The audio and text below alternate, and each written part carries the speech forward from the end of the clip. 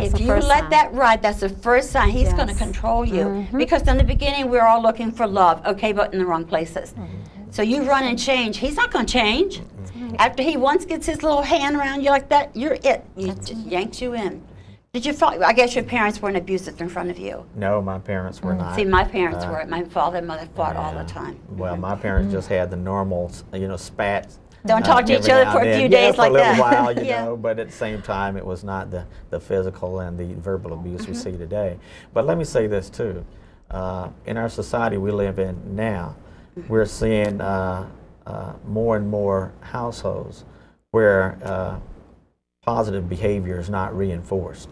Plenty of the households are not reinforced. I agree with you that 100%. And when that doesn't happen, then the behavior is not understood from an early age, the right way to behave and treat ladies.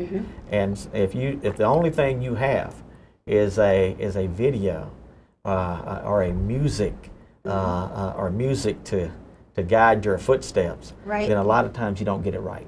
No, you don't. Because it's that verbal too that can lead to the physical, and we've seen some of that from television lately. Yes, we have. Yes, we have. So I just think we have to be conscious that we have to start teaching our children from an early age what's expected of them in our society, and try to. We've got to show them. We've got to show them what to expect. You know, Exactly. These young girls today getting pregnant. I mean, I'm not going to brag, but I had my first baby at the age of 15. Okay. That's the only way I thought I could get out of the abuse and the alcohol in my family was to get, and I just went from the fire into the furnace.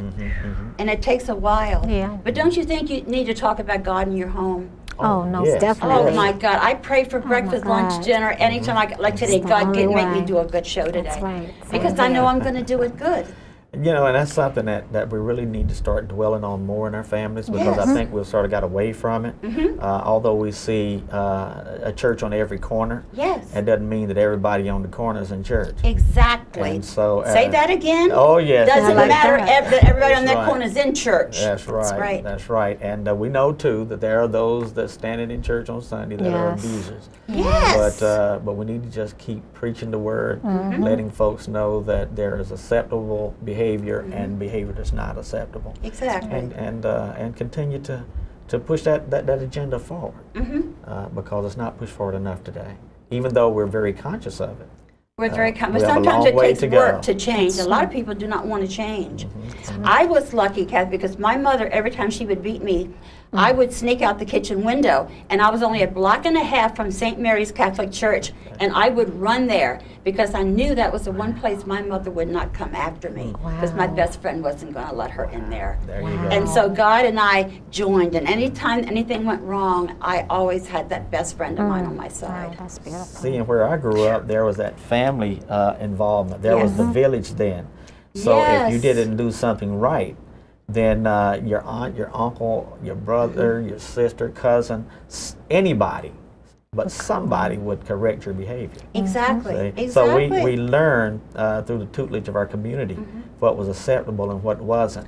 Now people are afraid to speak to the kids, and in many cases it's the parents that's They're scared to death to the correct the children. Yes, they are. Yes. And so that behavior that was taught to us is not being passed from parent to child. Yes. In many cases. And so, when I think with my girls too, I told them some of what I went through, and they read the book when it was finished. And both of my girls have good jobs. They don't get beat up. I have a son who just went through bypass surgery, 4 of them. And he's ready to go back to work, and so I'm in 2 weeks, because work to him is number one. And most of these kids aren't like that. No. So what are you finding with the grown-ups, especially the men, the veterans who are getting out? They don't have a job. You know, I understood they're drinking quite heavily. Well, actually, yes, that is some of the problem. And then they go through the mental anguish. The mental and emotional. Right, and emotional. And so what I find is that the programs that I'm setting up, I place them in, because basically I do outsourcing.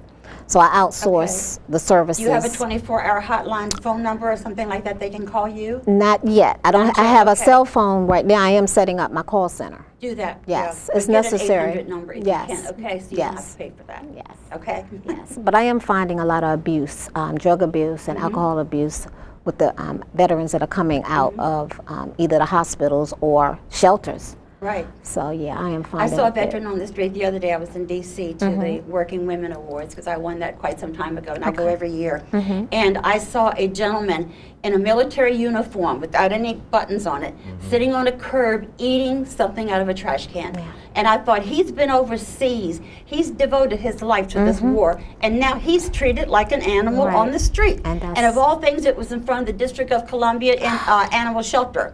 That's where I saw him sitting on the way back home. It's horrible. It really Isn't is. it though? And it doesn't have to be. It doesn't have to be. Okay, let's give all the help we can right now to the veterans and to the homeless women. They can call Yes. me. They know that. Please, please. I hope they when you do. look at the veteran issue and being a retired Yes. person from the Air Force, I can say this, in today's society, you're starting to see the homeless rate amongst veterans is twice that of the civilian community. Exactly, You're starting to exactly. see the poverty rate twice that of the Yes. civilian community. And yet, you continue to hear about programs that's been developed to help the veterans. But where are not- they? But like Kathleen said, She's got they're 'em. not getting to the agencies that's community-based and equipped to handle those people coming back to our communities from Iraq and Afghanistan and other Yes. places. You When think they're afraid that they're going to get turned down? I'm not sure what it is. I'm trying to figure that out. I don't think it's that they're afraid they're going to get turned down. I think that in many cases, some are coming back with some stresses and other Oh, issues God, that so they're many dealing of with. them, Because we yes. from Vietnam, and I'm a Vietnam vet. Are you really? Yes, we came back with our certain phobias and things of that nature. When I was director for Health and Human Services in Prince George's, I opened a Veteran Affairs office in this county. Wonderful. And the reason I did it is because we have the largest concentration, about 70,000 veterans, the largest concentration of veterans in the state of Maryland right here. But yet we have many of our veterans who are not finding the services they need, whether it be mental or physical, employment, those types of things. Food and a roof over their Exactly. heads. Right. And I think that's why our president is saying, we really have to start depending on the nonprofit organizations and community-based organizations to pick up that slack. Yeah, the slack, because we need the money. But yet the money has to filter down so they can pick that Yeah, slack. but somebody better hurry up and get a pack of money and run out here. because Exactly. The men are coming back here very angry Yes. because they're not getting what they're supposed to have. And Absolutely. they're beating up the women and hurting their own children. Exactly. That's Or true. in some places, I'm sorry if I'm getting too the loud, but- suicide rate is going through the Yes, Yes, that it too. roof. Not even So, talking about yes. that. Exactly. We've got a lot of issues when it comes to our young men and women Yes. returning from the military. Also, we're starting to see more women Yes. call us now Yes. than in the past because they're beginning to, enter the same arena as the men, and they're looking for services too. That's Well, I right. can help you with them, get them jobs if you need some help. Right. Because when I get the kids out of the prisons, I have jobs for these little guys. Wonderful. And nobody says no. Right. Because I'll stand there, by God, so they say There yes. you Wow, go. that's And I have a good. collection of clothing, suits, dresses, high heels, things like that. So you can go in the first job interview. I've got that stuff. Right. And Dressing for Success is one of my programs. Yes, okay, Mhm. Yes. okay. So this is So good. you're doing what I'm doing. We need to get Yeah, our heads definitely. together. Most definitely. Yeah. So how many women have you worked with, and have you gotten any dollars and cents yet for them for food for the babies? Well, I am partnering with one of the churches Okay. in the area. They do have a clothing drive and a clothing shelter, which basically provides clothing for people in need. People in need, So donate that the is- clothing. So that is a plus, and I just formed that partnership just recently. Okay. But I am still outreaching to more organizations Okay. to offer Well, put me on your list donations because I and- can get stuff for you. Wonderful. And if Thank someone you. is just getting a chance to get moved into a home, I can even get used furniture. Wonderful. Okay? Oh, wow. I can help you with that You're a kind of wonderful stuff. resource. Okay, Yeah. I appreciate But my that. main thing is the mental health. Because That's the mentally, biggest. a woman can be so down. You can keep kicking her, and she'll let you do it because she feels she deserves it. She's got to stay there because she has no money. This is true. She has no job. And boy, that makes me mad. Makes me so mad for that happening.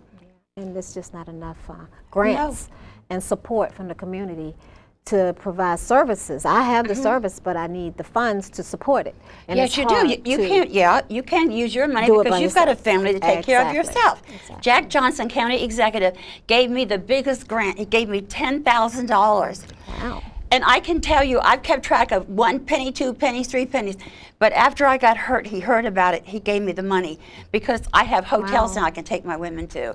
And I can give those baby diapers and milk and formula. See, you need that. Yes, you I need do. to meet with some county executives who has the greenbacks, okay?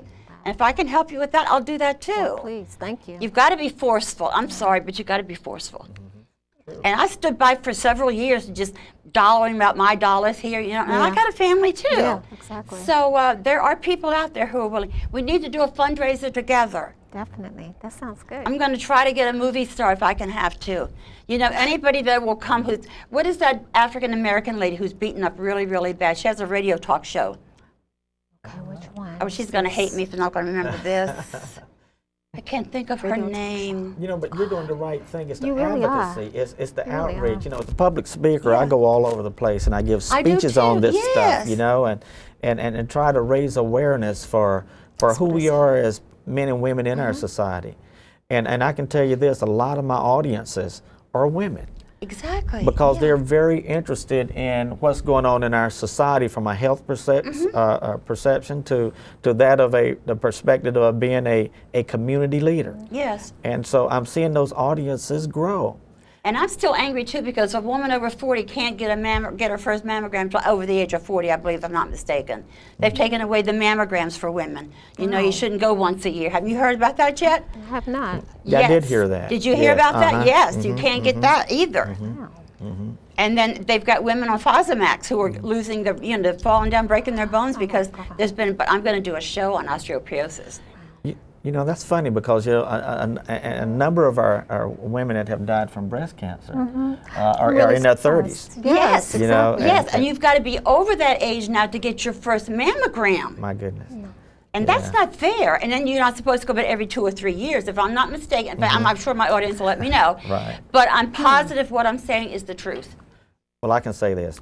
When I was Director for Health and Human Services, one of the programs that I really pushed very hard was that not only just health care, but the mammogram, as well as for men, is the prostate, because we men are weak. And bone density. No, men, I know you guys. And women really push us out there Yes, to we get have the doctor's to, because you appointment. wouldn't go if we didn't. And I would say that's a strength of the women community because Yes. they are on top of us. But at the same time, getting those checkups is very important for longevity. Longevity, exactly. And if we keep pushing them back, then we're going to suffer. And I'll tell you one thing before we're going to have to wrap in a moment. But I got a bus and a bunch of women, and I picketed it in front of the White House when Clinton was president for domestic violence issues. Yes. Wow. So we're going to have to do another show. Can you believe our 30 minutes is gone? No, I can't. But I'm glad you're here, and I'm Thank glad we you. hooked up, and we can hook up. And if we could just get one star who's got zillions, okay, to come over here and help us raise a few $1,000s, it'll be worth it. It would I want to definitely thank worth it. I you wanna thank for you for being on having the me. show today. Oh, I thank want to you. thank you. My And pleasure. I hope my audience is not angry with me, but if you're not angry, you won't get in touch with me. So if you feel you have any interest in helping Kathleen here, or even can they get in touch with you too, Dr. Dula? Most certainly. And you know where to find me. So I want to thank all of you for watching. Thanks for the yelling and the hollering, and until next time, thank you.